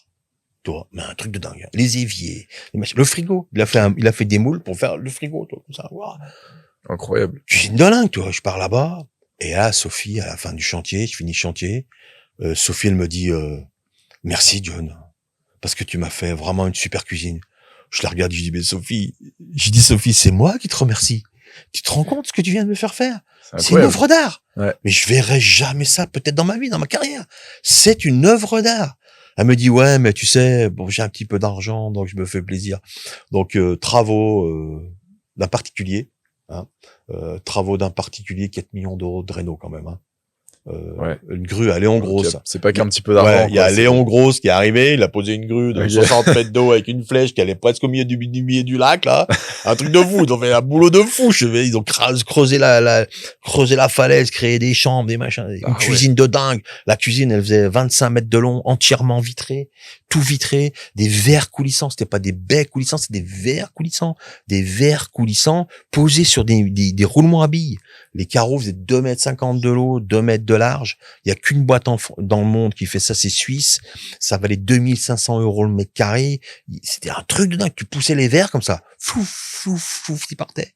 Tu avais toute la cuisine qui s'ouvrait entièrement. Granit extérieur, granit intérieur. À la même hauteur, pas de marche, juste petit rail. Bon, c'est pas hermétique du tout, hein. On va pas parler d'économie d'énergie, là, mais la cuisine, je sais pas, l'extension de la cuisine. Et le toit, c'est une vague. L'architecte m'a fait une vague en contreplaqué comme ça, tu vois. Une vague en contreplaqué. Ils m'ont fait deux fenêtres dessus. C'était 2 nuages. Les fenêtres, c'était des nuages. Ils avaient dessiné un nuage. Tout coulé, tout peint en résine de machin. Et Sophie me dit merci de m'avoir fait. Mais Sophie, mais merci de m'avoir donné cette opportunité de faire ce chantier. Elle me dit ouais, mais tu sais, j'ai un petit peu d'argent, donc je me fais plaisir. Alors je lui dis écoute-moi Sophie, j'y fais la prochaine fois que tu veux te faire plaisir. Tu m'appelles. C'est exactement ça. S'il te plaît, tu m'appelles parce que ça. je serai. Ça me fera vraiment plaisir de travailler avec toi. Incroyable. Voilà, donc tu croises des trucs et des fois. Toi, c'est quelque chose. T'as. Ça, c'est gratifiant. Ouais. Ça te met de la force. C'est ça. Ça, tu pars de là-bas, tu te dis bien putain, mais tu te rends compte. Alors après, moi j'ai pas toujours cette image, mais j'ai toujours l'image d'où je viens. Et je te rends compte, John, ce petit gamin, toi, de ce que tu as vécu. Je vois toujours l'image de mes parents, de chez mes parents. Je regarde, tu parles à des gens qui sont, je vais pas dire qui c'est, parce que c'est une famille très, très, très, très riche et très connue, mais, je dis, mais tu te rends compte, une dame de ce monde, des gens de ce monde, des puissants riches, te dit, ouais, merci. Alors, attends, moi, le petit gamin, et ça, c'est super. Mais t'as voulu en faire profiter aussi d'autres? Des apprentis? T'as voulu prendre des apprentis, transmettre tout ça. Ah oui, cette moi, passion. j'ai tout le temps pris des apprentis. Moi. Stagiaire, apprenti, même un petit stagiaire qui vient une semaine. T'aurais quoi à nous dire là-dessus? 4 jours, 3 jours. Ah, mais moi, j'en ai sauvé un paquet. Hein. Ouais. T'en as pris combien, toi, des apprentis depuis? Il y en a qui ont abandonné, ça va pas, mais moi, j'en ai des reconversions professionnelles. Les mecs qui ont fait comptable, avocat, ils en pouvaient plus, les mecs. Ils ont fait comptable. Oui, j'ai fait le métier que mon père m'a imposé. Je dis, mais d'où ton père t'impose le métier qui... j'ai pété un câble. Ouais, des mecs qui sont venus faire des formations chez moi pendant 2 ans, qui sont mis à leur compte. J'en ai un qui est en Haute-Savoie, Zinger, il était comptable. Il a une entreprise, il a 3-4 bonhommes, il bosse. C'est bien, c'est bien. Plein de petits stagiaires qui viennent et qui prennent ou qui prennent pas, toi. Mais j'en ai plein qui ont pris, toi. J'en ai plein compris. C'est quoi la première erreur que les jeunes y font en se lançant? Est-ce que t'as fait des erreurs quand tu t'es lancé? Non, faut goûter la tarte aux fraises, faut essayer. Oui, mais t'essayes, mais tu fais des erreurs, forcément. Si tu devais donner un conseil à un artisan aujourd'hui, peu importe le métier, même pas forcément un artisan, un futur entrepreneur, quelqu'un qui veut se mettre à son compte. Être motivé, d'avoir envie de gagner de l'argent. C'est parce qu'on peut gagner de l'argent, hein. En travaillant, on gagne de l'argent. C'est le nerf de la guerre. En travaillant, on gagne de l'argent, putain. Voilà, s'il n'y a pas de miracle, tu vois. Comme je dis très souvent. Du coup, ton conseil serait de voir par l'argent? Ça reste une motivation quand même. Ouais. Hein. Ça reste une motivation. Ça reste une motivation, bien sûr. Artisan, libre, autonome, comme on dit, oui. Alors, je suis autonome, je suis chef d'entreprise. Ouais, ok. Mais c'est pas forcément, ça, c'est pas un critère de liberté ou de pouvoir, hein. Parce que il y a pas plus, comment dire, dépendant qu'un chef d'entreprise de tout, du monde entier. T'es toujours en train de coordonner et d'attendre Pierre Pojac. Salariés, matériaux, clients, banque, tu dépends de tout ton environnement. Ouais. Tu ne peux rien faire, à moins que tu sois tout seul, entrepreneur tout seul, mais il n'y a pas plus dépendant du monde entier qu'un artisan, putain. Si tu t'attends toujours quelqu'un, tout le temps, un salarié, un client, un virement, une commande, des matériaux, mais tout, l'appui, le temps, la météo... C'est l'enfer. Faut pas croire que c'est la liberté. Non. Tous les gros chefs d'entreprise, t'imagines? Moi, j'ai croisé un gars qui avait, dans le biais d'une conférence qu'un client m'avait invité dans le call center, j'ai serré la main à un mec qui est le call center français, 55 000 salariés. Je dis putain, bravo, 55 000 salariés. Bah, je dis moi j'ai 12 pélos, je m'en sors pas. Toi t'en as 55. Là il me dit ouais mais toi tu les as à côté. Moi je les ai dans le monde entier. Il me dit t'imagines? Il dit ouais, je dis ouais j'avais pas percuté à ça, tu vois. Ouais. Mon pauvre c'est l'enfer. Je dis moi je suis un patron mais je suis complètement dépendant. Lui dépendant du monde entier. Il avait des call centers partout dans le monde. Il me dit je m'arrache la tête. Ouais. Il se réveillait en pleine nuit pour faire des appels et tout ça. Moi je te raconte une anecdote d'une cliente en Haute-Savoie à Cluse. Le mari, 5-6 sociétés, 20 000 salariés, d'accord. Elle m'appelle, elle me dit oui John, voilà. Alors je lui fais son magasin de chaussures parce qu'elle s'ennuie. Voilà. Parce que, alors, elle dit, ouais, je vais prendre un magasin de Oui, parce que chaussures. quand t'as ton mari qui a 20 000 salariés à T'as travers le pas monde, besoin de rond. je pense pas que T'as pas besoin de rond. Franchement, t'as besoin d'argent. Donc, tu peux être la femme, tranquille. Elle s'ennuie. Elle me dit, ouais, je vais faire un magasin de chaussures. D'accord, bon. On lui fait un magasin de chaussures. On lui fait l'agencement, tout nickel, ça se passe bien. Après, on met chez elle. Elle me dit, tiens, viens voir. Je vais faire des travaux chez moi. Je vais modifier modifie ça. Pas de problème. Je vais chez elle. Elle me dit, voilà, là, j'ai une pièce, là. Je vais faire une pièce. Je vais me faire une chambre. Je dis à lui, ah ouais, pourquoi tu veux faire une chambre? Parce que, je veux dormir. Ah bon, pourquoi tu dors pas? Elle me dit, ouais, je dors pas. Parce que quand t'as un mari qui a 4-5 sociétés dans le monde, parce que c'est dans le monde, ouais. qui a 20 000 salariés, il reçoit des mails et des textos toutes les 5 minutes. Il dit, moi, j'en ai plein le cul de me faire réveiller la nuit par des mails, par des textos et par des coups de téléphone. Donc, il va dormir dans sa chambre avec son mail, son adresse mail et son téléphone portable. Et moi, je vais passer des bonnes nuits. Voilà. Donc, Ça, l'image d'entrepreneur. Et tu sais comment ça a continué après ça s'est fait. Parce que c'est compliqué quand même. C'est dommage. Tu te rends compte? C'est dommage. Mais c'est la vie d'un homme. Cet homme-là vit ça. Alors, c'est égoïste. Alors, qu'est-ce qu'il veut faire? Il arrête, il vend tout. Moi, c'est ce que j'ai eu. Une fois, j'ai eu une conversation une fois avec mon ex-femme. Elle me dit, ouais, j'en ai marre, tu bois tout le temps, tu as la boisson. Je dis, écoute, t'as fait le choix d'un artisan. Tu m'as connu. J'étais artisan. Enfin, j'étais entrepreneur. Donc maintenant, on va pas reprocher, on va pas revenir en arrière. Ouais. Je dis, par contre, si tu veux plus que je sois artisan, alors après, si tu veux plus vivre avec moi, pas de problème, tu peux partir. Mais par contre, si tu veux un mec qui est tranquille, qui a une vie tranquille, alors tu vas à la sortie d'EDF, là. Les mecs, ils sortent à 16h, ils sont en combinaison de vélo, ils sortent avec le vélo même. À 16h et à 16h30, ils sont à la maison. Ils n'ont pas de pression, pas de stress, voilà. Choisis, change. Prends un homme qui a des disponibilités, fais ton choix. T'es obligé de rien. Donc ce gars, moi, ma vie, c'est ça. Je serai bien là-dedans, je serai heureux là-dedans. Moi, si demain tu me mets dans un bureau à faire 8 heures par jour, voilà, je serais pas forcément, je serais pas meilleur. Ouais. Voilà. Et là, c'est la vie de ce gars. Et puis là, il est rentré dans un processus. J'achète une boîte. Après, t'es dans un processus. Les processus d'entrepreneurs sont compliqués parce qu'il y a des fois, pour grossir, il faut agrandir là. Pour agrandir là, il faut acheter la boutique là parce que j'ai besoin de ça, parce que ça me coûte trop cher. Ouais. La sous-traitance de ça me coûte trop cher, donc je vais acheter cette boutique. Après, tu pars dans un truc de fou. Après, c'est ton choix. Si tu veux y aller, tu vas. Tu veux pas, tu t'arrêtes, tu t'arrêtes. Ouais, c'est ça. Mais il y a un système économique qui est fait aussi, qui fait que tu fais que avancer, toujours progresser. T'es obligé d'avancer. Tout, ouais. Voilà. Parce que le problème, c'est que t'as une boîte de 300 bonhommes qui est là, qui a un chiffre d'affaires, qui fait des marges, qui fait des résultats. Et tout d'un coup, elle fait plus de marge, plus de résultats. Mais pourquoi je fais plus de marge, plus de résultats? Ah, parce que j'ai mon sous-traitant qui me vend ma cam, il me le vend trop cher. Ah, d'accord. Bon, qu'est-ce que je vais faire? Ah, je vais créer une boutique. Je vais acheter une boutique ou je vais créer une boutique qui va fabriquer ce matériau. Et comme ça, je vais reprendre mes marges. Voilà, l'engrenage, il est tout con. Il est tout con, l'engrenage. Ouais, c'est ça. Et du coup, toi, pour sortir de cet engrenage, on en parlait au début, mais t'as voulu te diversifier et partir d'un côté plus artistique, plus personnel et te retrouver avec toi-même. Ah là, ça c'est autre chose. Là. Et transmettre. Voilà. Moi, ce que je veux, c'est transmettre maintenant, transmettre ce que j'ai appris dans cette petite module que je suis en train de préparer. Il y a ton livre aussi, qui est de la transmission finalement. Transmission. Ouais. Alors mon livre, c'est plus un règlement de compte avec la vie. Ouais. Alors, on a peut-être l'impression que des fois dans le bouquin, je règle les comptes avec mes parents. Oui, je règle les comptes avec les parents, mais je règle pas les comptes, je dis les choses surtout. Je dis attention, voilà, les gars, vous avez fait des enfants, c'est pas une mode, hein. C'est pas un effet de mode, hein. Ces enfants, faut les tenir jusqu'à 20 ans. Et moi, j'ai mes enfants 25 ans et 22. Voilà, j'ai ma fille, a toujours besoin de moi. Je serai là tout le temps, tant que je pourrai. Voilà, je vais l'accompagner. Mais c'est pas, je fais un gosse et puis quand j'en ai marre, je jette dehors. Ouais. Donc voilà. Donc ça a été compliqué. C'est les divorces, les parents, les beaux-pères. Voilà. Donc du coup, bon. Et dans ce bouquin, je parle et je dis les choses. Et je dis les choses aussi aux parents. Je dis attention les enfants, attention quand un gamin a des difficultés scolaires, attention à la dyslexie, la dysorthographie.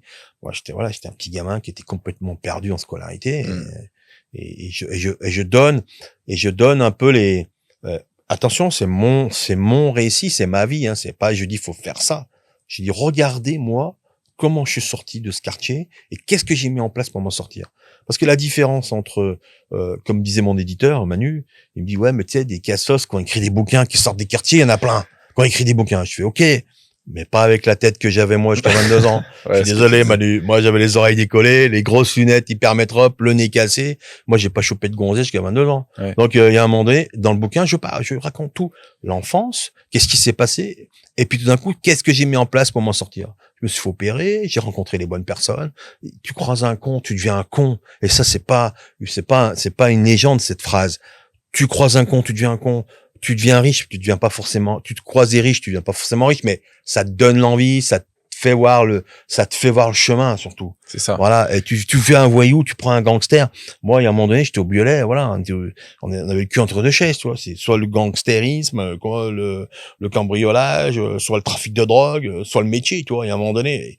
Qu'est-ce qui fait? Il y a un moment donné dans ma tête, je dis non, moi je vais choisir le métier, je sais pas, je peux pas te dire, mais voilà. Bon, j'avais mon père qui était dans le métier, peut-être que c'est le truc qui m'a. Et mon père, j'ai vu mon père devenir clochard aussi à 16 ans. Moi, entre 12 et 18 ans, j'ai vu mon père devenir clochard, donc ça m'a foutu la trouille. C'est là que je me suis dit, pas de travail, pas d'argent, pas de vie sociale. Ouais, c'est ça. Et moi, ce que je retiens beaucoup d'ailleurs, pour toutes les personnes qui écoutent, que ce soit sur les plateformes ou alors sur YouTube, vous avez le lien normalement autour de la vidéo ou alors sur la Fnac, vous pouvez le trouver. Ton livre, il s'appelle Un bon à rien. Tu seras un bon à rien. Ouais. Et on a tourné les anecdotes, du coup on peut aller la voir sur la chaîne YouTube aussi. Exactement. Si vous n'avez pas envie de lire, vous avez les anecdotes. Moi je suis un dyslexique qui lit pas, tu vois. Moi je comprends pas ce que je lis. Par contre, je comprends ce qu'on me dit. Donc, on a tourné 3 anecdotes sympas, on a rigolé, voilà, on raconte 2-3 trucs. Ça, il y a 7 8 épisodes sur la chaîne. Tu racontes ton saut que t'as fait sauter Pierre Rousseau dans la baie de Monaco. J'ai croisé des gens de fous. Tu racontes comment t'as changé de visage. Ouais, le visage. J'ai croisé des gens de fous. Comment t'as repris une salle hors sac à la FECLA. Des restaurants. J'ai eu 4 restaurants. J'ai été directeur dans une boîte de nuit. J'ai fait sauter des gens à l'élastique. Je me suis retrouvé dans la baie de Monaco à faire sauter un cascadeur. Mais t'as reconstruit toute une maison à la FECLA qui maintenant est juste derrière. Bah ouais, mais grave, tu vois. Mais putain, mais tout est possible. Tu t'es retrouvé avec 17 Ferrari, c'est ça? Ouais, 17 Ferrari m'ont suivi toute une journée. J'avais loué un Hummer, il y a 17 Ferrari. Mais un truc de dingue. Comme ça, on dirait que c'est du mytho et que il y a tellement de trucs. Ouais. Mais au final, quand t'écoutes les anecdotes et tout. Non, c'est pas du mytho parce que je connais. Non, mais quand on en parle, tu vois, c'est tellement fou, tu vois. Ouais, T'as explosé une grue au Luna Park de Préjus. Voilà, ouais, Luna Park de Préjus. J'étais forain, j'ai vécu j'ai ouvert la foire du trône. L'élastique et la foire du trône à Paris. J'ai dormi 2 mois dans le bois de Vincennes. Et des fois, je dis aux Parisiens, moi, j'ai dormi 2 mois dans le Vincennes. Les mecs, ils me regardent, ils me disent, ouais, où t'as dormi un clochard? T'étais dans une tente? Je dis, non.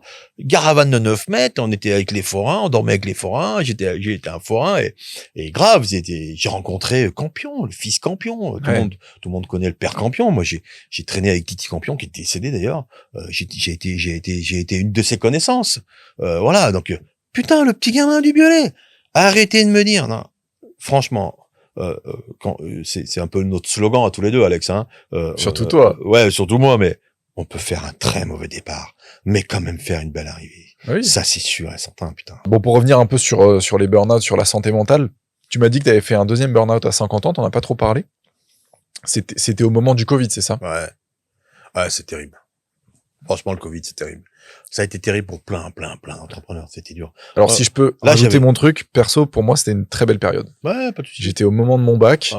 J'avais tout ce qui était entrepreneur, commerçant. Le lycée était fermé. Et c'est à ce moment-là que je me suis découvert que j'ai commencé à réfléchir à tout le projet que j'ai construit depuis 5 ans, quoi. De créer de la vidéo, me mettre à mon compte, tout ça. Et ça a vraiment été une période de grosse réflexion pour moi et de prise de conscience de plein de trucs, tu vois. Je sais. Mais je sais que si à l'époque je m'étais déjà lancé, tu vois, ça aurait sûrement été très compliqué pour moi. C'est depuis ce moment Covid que plein de gens ont pris conscience. Justement, ils ont fait une pause. Le cerveau s'est arrêté pendant 4-5 mois. Et ils se sont dit, attends, qu'est-ce que je vis, qu'est-ce que je vis pas, qu'est-ce que j'ai envie, qu'est-ce que j'ai plus envie. C'est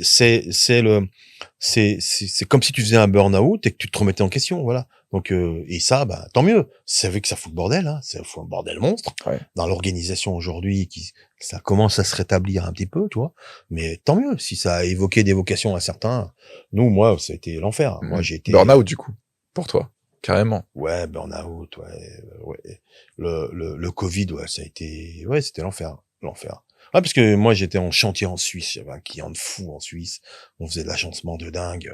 On envoyait des 19 tonnes de mobilier tous les 2 mois. On faisait des immeubles, des appartements en agencement vieux bois dans une station en Suisse. J'avais un gros client danois qui était formidable. Tu vois. Franck, il était formidable. Tu vois. Je lui ai fait sa maison au début, là. Je lui avais fait une grosse baraque, là, qui 750 mètres carrés. Il connaissait pas le vieux bois. Et puis par une succession de hasards, un petit apprenti que son père connaissait, un décorateur architecte danois qui était à Aix-les-Bains, tu vois. Ah bah tiens, ouais, vieux bois. Le petit apprenti dit ah bah non, moi, mon patron il fait du vieux bois. Ouais, tu vois, le hasard, tu vois. Mon patron fait du vieux bois, il discute avec putain, comment il s'appelait déjà cet architecte, je m'en rappelle plus, mais il dit ah ouais, bah appelle-le, tiens. Puis il m'appelle, il dit, ouais John. Ouais, John, tu sais, son danois. Ouais, John, est-ce que tu veux venir avec moi en Suisse? On va voir Franck. Et tu peux venir avec des échantillons. On va lui proposer, parce que nous, on travaille pas bien le vieux bois. Je dis, ouais, ok. Je charge de vieux bois, je fais un meuble, un caisson, tu sais, je fais un caisson, un espèce d'exemplaire, toi, les architectes. Et moi, je pars en Suisse, par là-bas, vers Lausanne, tu sais. Je passe la douane, il y a ce blaireau de douanier, là, qui regarde, il ouvre le coffre, il voit un meuble. Il dit, ouais, vous avez les papiers, hein, pour ça. Et je lui dis, c'est un meuble de présentation. Je vais présenter à des clients un modèle. Ouais, bah, faut le couper en morceaux. Je dis, mais attends, tu rigoles. Il dit, il va le couper en morceaux. Je dis, non, mais ça va pas, non. C'est un exemplaire. C'est quoi? Il pensait que t'allais le vendre? J'en sais rien, ouais. Il pensait que il fallait la facture du match. Je lui dis, c'est un modèle. Je lui dis, regardez, c'est un modèle, c'est un échantillon je lui propose un agencement. Ouais, puis ça a duré, je sais pas, 10 minutes, un quart d'heure. Puis après, d'un moment, il me laisse partir. Il est marre. Il s'est dit, allez, je sais pas. Et puis, en plus, c'est un bout de meuble. Allez, il va aller prendre 20 balles de frais de douane, tu vois, ou je sais pas, 50 balles. Il allait faire de la paperasse pour un billet de 50 balles de taxe, j'en sais rien. Parce qu'il me dit, ouais, ça vaut combien? Je dis, ça vaut rien, ça vaut 200 balles.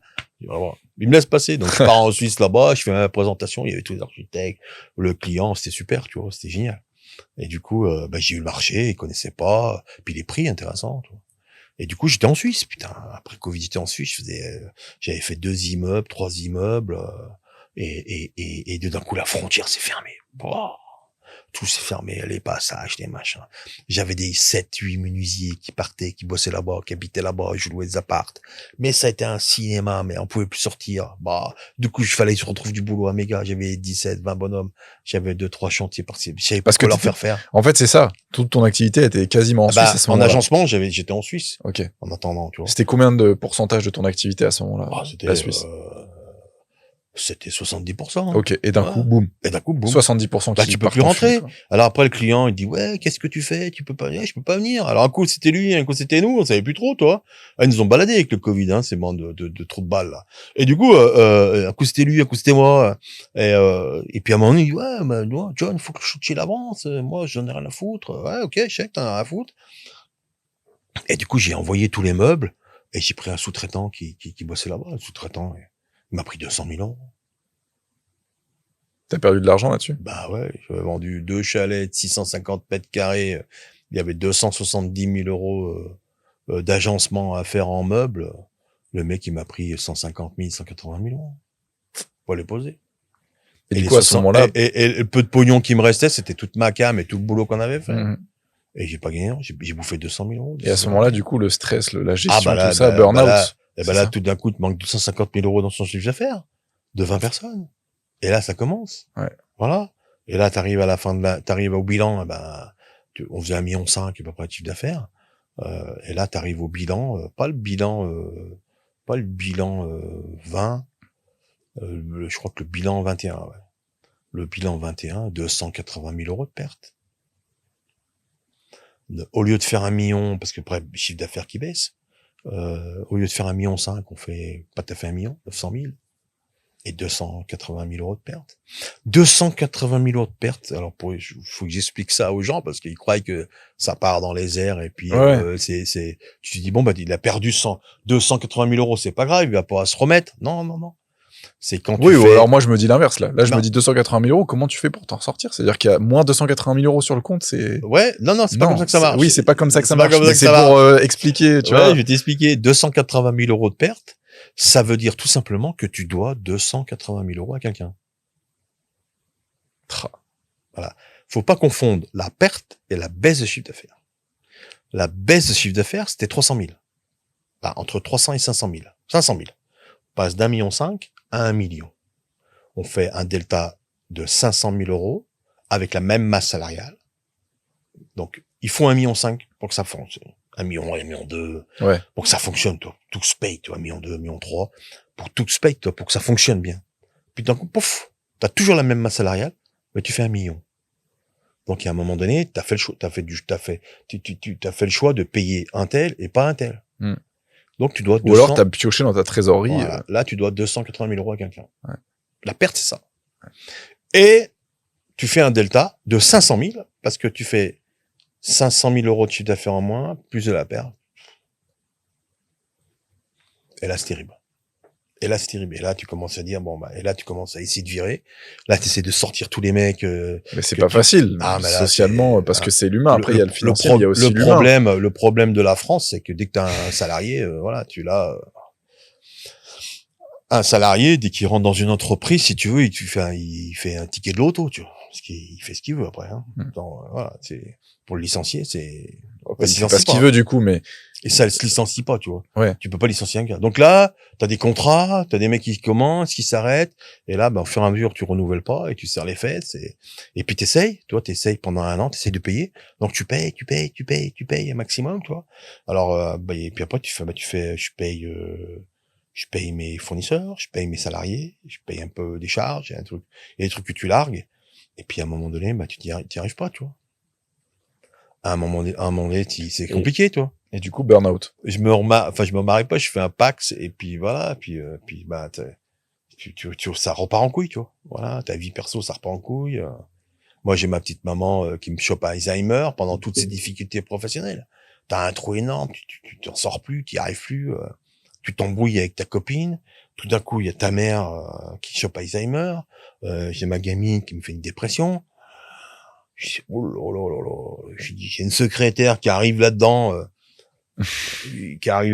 elle commence à mettre le nez dedans, et puis elle ouvre la boîte aux lettres tous les mercredis, elle ouvre la boîte aux lettres, et elle me dit, ouais, John, qu'est-ce que t'as mangé de pas bon, tu vois? Parce que là, c'est pas bon du tout, tu vois.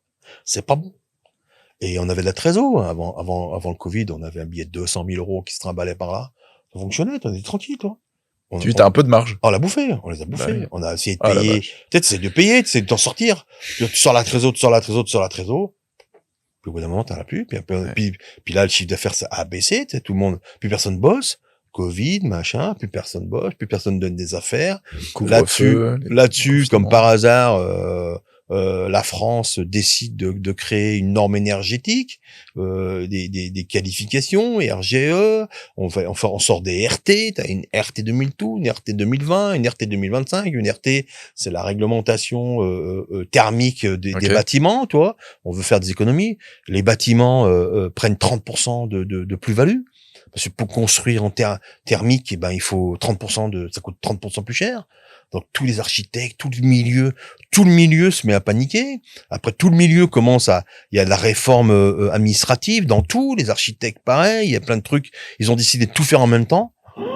Et là les chantiers ça tombe, ça s'annule direct.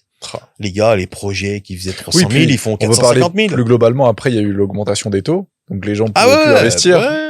Donc toi c'est un peu l'augmentation les gens ils payent pas de leur poche, tu passes de 0 d'intérêt à 4 euros, 5 euros, putain mais c'est un truc de dingue. Ouais. Bah ouais, tout d'un coup c'est l'économie mondiale qui part en couille, hein, donc c'est pas typiquement la France. Donc toi tu as subi de plein fouet quoi. Ah mais tout le monde, mais toutes les entreprises ont serré les fesses, mon pauvre, c'était terrible. Et donc là tu t'es dit je vais peindre. J'en ai marre. J'achète de la peinture, je sors des toiles, me cassez plus les couilles. Non, même pas, mais non. Après, j'ai résolu pas mal de problèmes. Le divorce de ma compagne, donc un problème de résolu.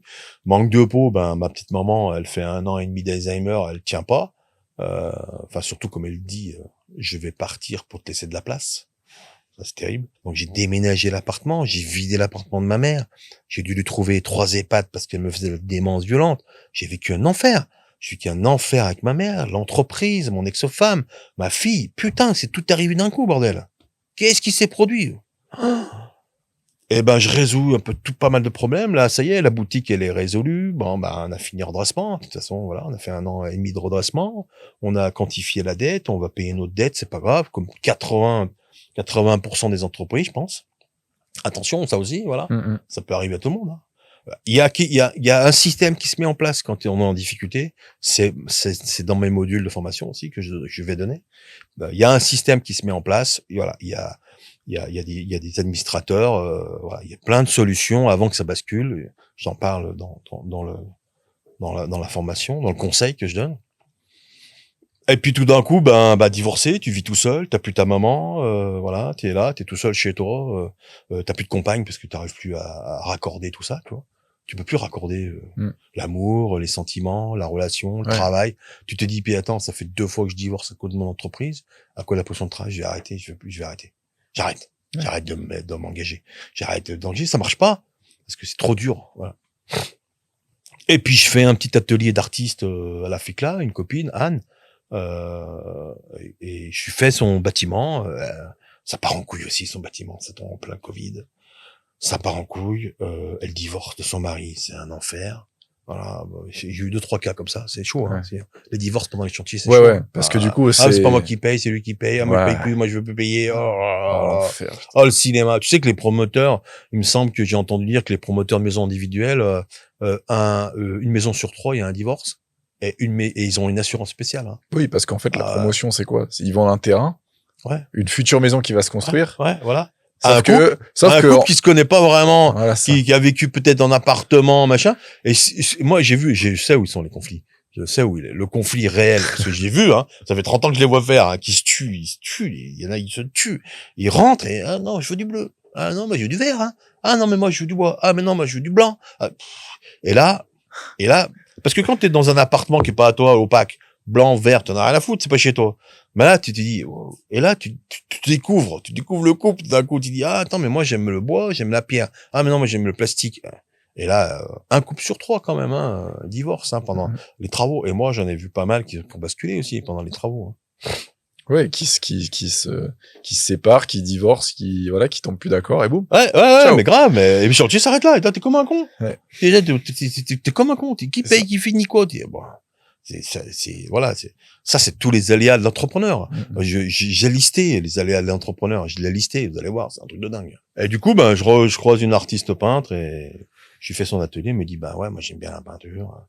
Et il dit, achète une toile. Et puis, je sentais qu'il y avait quelque chose, qui pouvait passer. Et puis voilà. Et puis j'ai acheté 2 toiles sur un site bien connu. Et 2 pinceaux à 2 balles. J'y dit, allez, je peux pas mettre grand chose. Puis j'ai commencé à gribouiller 2-3 trucs. Paysage, machin, la mer, ça fonctionne assez bien, tu vois, assez rapidement. Je vois que ça marche. Puis ça m'intéresse pas. Et puis d'un coup, je fais un lion. Je trace, je pique un lion. Je dis, ouais, tiens. Et j'attaque. Oh, putain, puis le don, il sort. Incroyable. J'ai surpris, je dis, putain, merde. Et à un moment donné, je dis, touche plus rien. Je dis, touche plus rien, il est bon, on a l'air bon, là. Mes gamins, ils sont là, ah, papa, qu'est-ce que tu fais, là? Ça sort d'où, ça? Mais c'est vrai, hein, c'est vrai. Toi qui as fait, lui, c'est toi qui as fait. Je dis, ouais, touche rien. Après, je fais un rhinocéros. Pareil. À un moment donné, j'arrête, stop. Ça fonctionne, toi. Mes gamins, ouais, papa, c'est toi qui as fait. Puis il dit, t'es sûr que c'est toi qui as fait? Oui, c'est moi qui ai fait. Prends-moi en photo maintenant, tu vois. On va faire une vidéo, toi, parce que tu vois. On veut la preuve que puis tous mes copains, Picasso maintenant, la plupart, tu sais, tous mes artisans, là, tous les mais pour aller plus loin, là, pour avancer dans le temps, on a fait une interview, du coup, de toute cette partie artiste, un petit peu, toile, peinture, etc. John Cochet artiste, d'ailleurs, à Insta. Et et puis même, on vous mettra le lien, de toute façon, vous allez sur la chaîne YouTube, vous pouvez tout regarder. C'est vraiment génial. On a raconté plein de trucs encore. On a encore plein de choses à raconter, plein de choses à montrer. On a déjà raconté beaucoup de choses. T'as fait une expo? Ouais, 2-3, ouais, déjà. Déjà 2-3? Ah oui, c'est vrai, oui. Ouais, j'ai fait Chambéry, j'ai fait Aix-les-Bains. Ouais. Là, je suis aujourd'hui même, on est le 1er août 2025. Je sais pas quand ça sortira, mais je pense que ça sortira fin août. C'est pas grave, mais là, on donc est le venez. 1er août. Ah, mais ça, t'es pas au courant encore. Mais j'attaque une expo aujourd'hui. C'est vrai? Oui, à Chambéry. Ah. Je suis à la chapelle de Vosges-là. Ok. Rue Jean-Pierre Véra. D'accord. J'ai eu, il y a Sabrina, elle avait l'emplacement, elle m'a dit, oui, j'ai pas d'artiste, est-ce que tu veux y aller? Ça s'est décidé hier. J'ai fini cette nuit, à minuit. Okay. C'est pour ça que je te dis, j'allais être en retard. J'ai fini à minuit. Et là, j'ai pas fini. Okay. J'ai encore des trucs à accrocher, tu vois, il faut que j'y aille. Et donc, j'attaque mon expo à la chapelle de Vosges-là, qui me tient vraiment à cœur, parce que déjà, la chapelle, ça m'interpelle. l'église, je suis pas pratiquant catholique, mais j'ai des origines catholiques, ouais, bien sûr. Une éducation. Ouais, une éducation catholique. Mais même par contre, j'adore les édifices. Elle est magnifique. En plus, c'est magnifique dedans. Il y a un écho, c'est super. Et puis surtout que on fait le carrousel du Louvre le 17, 18 et 19 octobre 2025. Donc si vous êtes dans les parages un truc de fou, à Paris, c'est pareil, une histoire de dingue. Vous venez voir l'étoile de John. Et c'est vraiment cette étoile pour le coup. Il y a pas de j'ai fait des vidéos, j'ai filmé. Oui, attends, putain, j'ai dit à mon gamin, j'ai dit filme, prends-moi en photo, j'en sais rien. Puis j'ai fait des ralentis, tu vois. Je me suis filmé en train de peindre, j'ai dit mais personne va me croire, bordel. On fera une vidéo où putain, mais j'ai je vais venir un moment et voilà, et apparemment j'ai ce don, tu vois, j'ai ce don. Bon, en tout cas, tu sais, moi, je pense que t'arrives à faire c'est réaliste en tout cas. Ouais. Les belles ombres, tout ça. Incroyable, c'est incroyable. Et du coup, voilà. Petite anecdote là-dessus, Carrousel du Loup, j'ai une copine qui a un restaurant là dans mon bled à la Fecta. Et j'ai dit, je suis au Carrousel du Loup. Elle me dit, mais comment tu fais pour être au Carrousel du Loup? Ça fait 1 an que t'es artiste peintre. Je dis, bah écoute, j'en sais rien. Moi, j'ai envoyé ma candidature, j'ai envoyé 2 photos. On m'a dit, oui, vous pouvez venir. On adore les grands formats et on adore les visages. Je dis, il faut tenter, en fait. Ah ouais, bien sûr, il faut tenter. C'est ça. Mais oui, tu restes chez toi. Il y a plein d'artistes qui restent chez eux. Mais moi, les réseaux sociaux, j'en veux pas. Ben ouais, chez toi. Personne va te connaître. Si on peut finir le podcast là-dessus, en fait, c'est ça. Tu parles tarte aux pommes, tarte aux fraises, faut tenter. Mais oui. Si t'essayes pas, si tu goûtes pas, tu sais pas si c'est bon pour toi. C'est ça. Et puis là, on est au cas. Et puis du coup, je finis au Carrousel du Loup. Et puis elle me dit, ouais, mais comment tu finis là-bas? Je dis, j'en sais rien, écoute. Je rappelle Aurélie qui s'occupe de moi là-bas au Carrousel. Je dis, Aurélie, voilà, on me demande qu'est-ce que je fous au Carrousel du Loup, tu vois, au bout d'1 an. Elle me dit, mais monsieur Cochet, c'est simple. Vous croyez qu'on prend pas n'importe qui, on est bien d'accord. Je dis, je pense après. Il me dit, on a peut-être 4000 demandes, 5000 demandes pour 400 emplacements. Je dis, on sélectionne. Et monsieur Cochet, si vous êtes au Carrousel, vous allez dire à votre copine, si vous êtes au Carrousel, c'est que vous avez du talent. Je dis, oulala, dites pas ce mot, parce que là, c'est grave, hein, vous vous rendez compte, du talent. Je dis, monsieur Cochet, si vous allez dire à votre copine que si vous êtes sélectionné Carrousel du Louvre, c'est que vous avez du talent. Donc je la rappelle tout de suite. Bien sûr, tu sais, je rappelle, je dis allô, oui. Alors comme ça. Alors la dame du Louvre a dit, monsieur Cochet, si vous avez au Carrousel, c'est que vous avez du talent. Je dis putain. Alors maintenant, elle se fout de ma gueule. À chaque fois que j'arrive là-haut, elle me dit oui, bonjour, monsieur John Cochet qui a du talent, qui est artiste peintre, qui va au Carrousel du Louvre. Elle me dit à chaque fois. Mais c'est ça. Hein. Non, mais faut tout essayer. Faut essayer, faut tenter.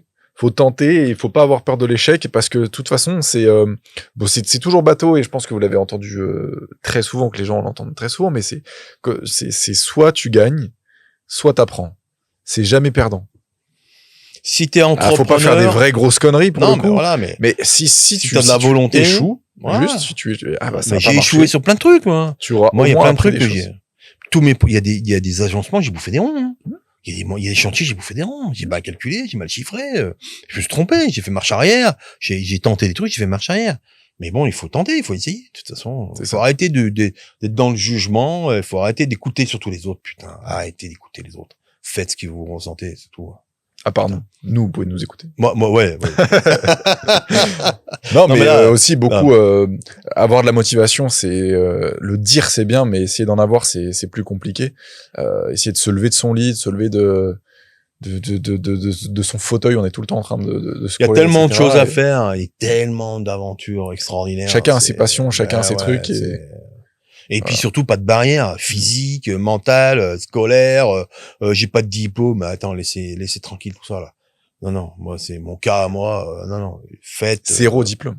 Zéro diplôme. Zéro diplôme. Ah ouais, si j'ai RGE Calibat. Oui, mais c'est oui. Parce qu'il me le fallait pour l'entreprise, mais j'ai même pas de CAP, de BEP. Non, j'ai loupé le CAP avec la faute d'orthographe.